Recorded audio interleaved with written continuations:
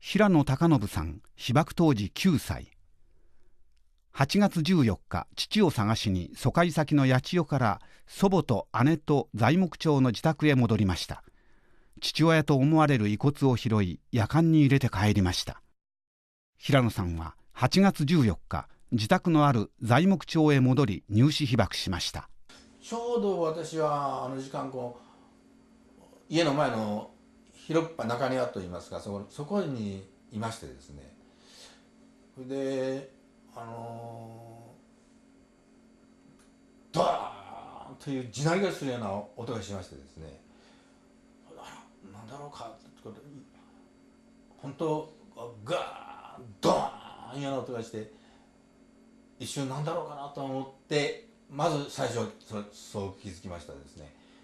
でしばらくすると今度は南の方へキノコ雲いうんですかね、あれがわーっと上がってきてですね、なんだろうかな思って、当時私の家とこの隣の家には電気がなかったもんですからね。それで情報は入りませんし、でなんかあったんだな。で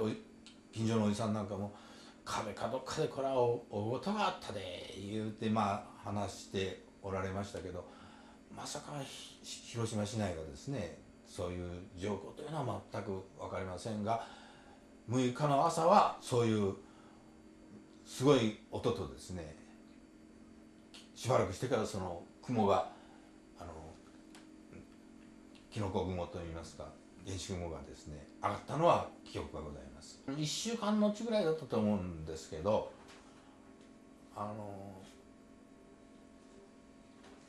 おばあさんと私の姉とですね、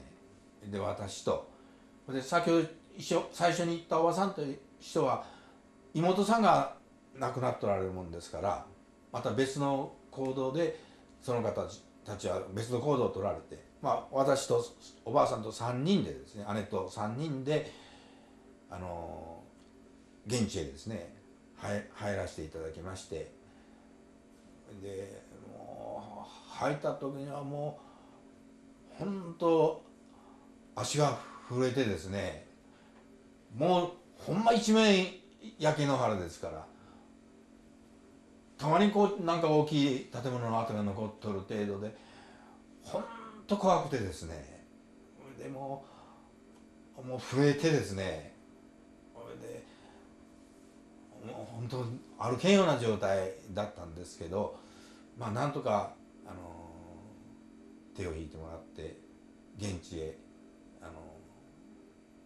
行きましてですね、で先ほど申しましたように機械の跡がありましたもんですから、僕もそれを覚えとったもんですから、機械の配置というのはですね、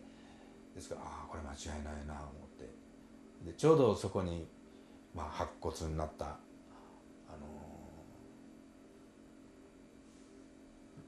お骨があったもんですから、でこのやかんをちょうど当時使っとったもんですから、これはうちんだなということで、おばあさんがこれをじゃあ入れて帰ろうかいうことでですね、このやかんの中にそのお骨を入れてですね、でこの八千代町に持って帰ったという状態なんですよ。行き帰りのはもうトラック便に乗ってですね、あれですから、まず状況全然分かりませんですし、現実に市内に一歩足を止めて、横があたりだったか東海地あたりだったか今思うとですね、もうそこに降りた時、乗っ取る時は大変だなと思って本当に怖かったですけども、降りて現地に行こうかとした時は本当に怖くてですね、子供ながらに本当震えてですね、もう歩けんような状態で恐ろしかったですね。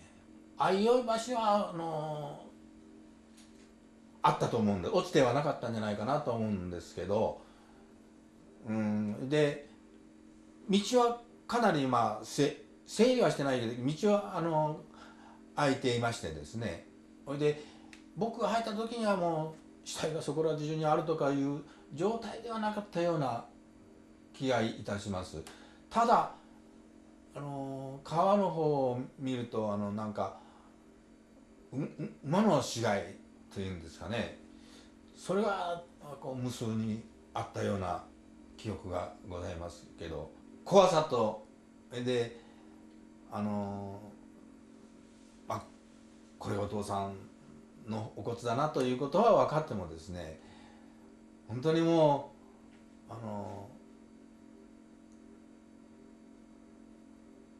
情けないとか悲しいとかいうような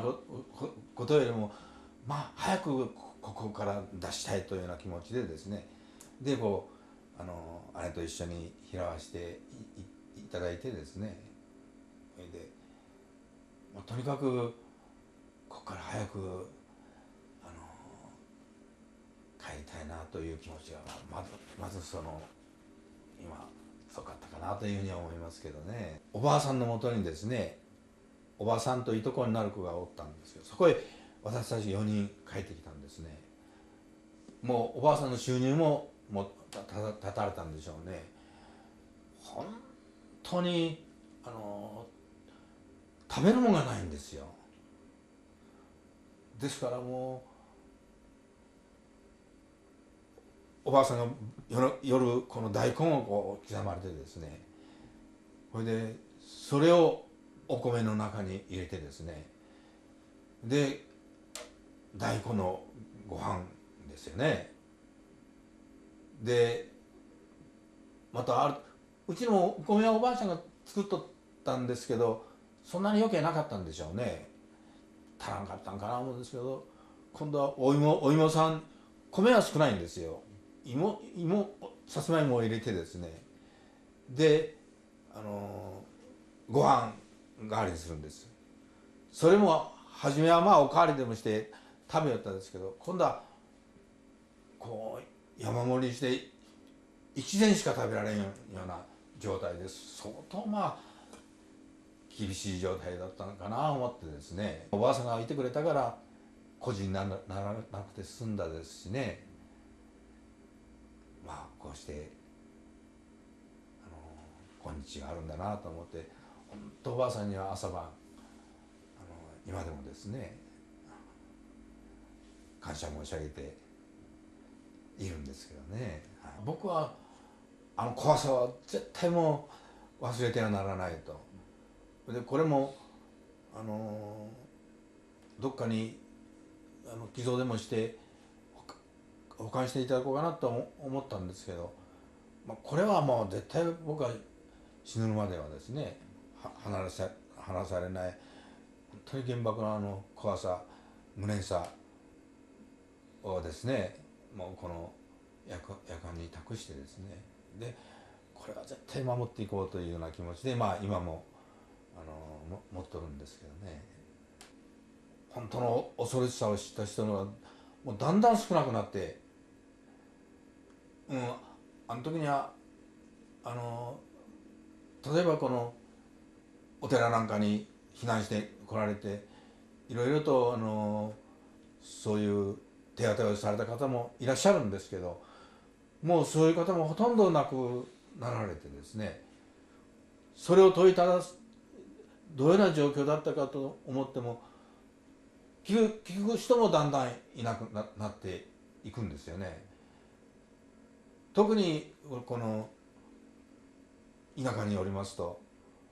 それは本当に今だったらもう忘れられてしまって、また繰り返しがあっては絶対ならないなというふうには思ってですね、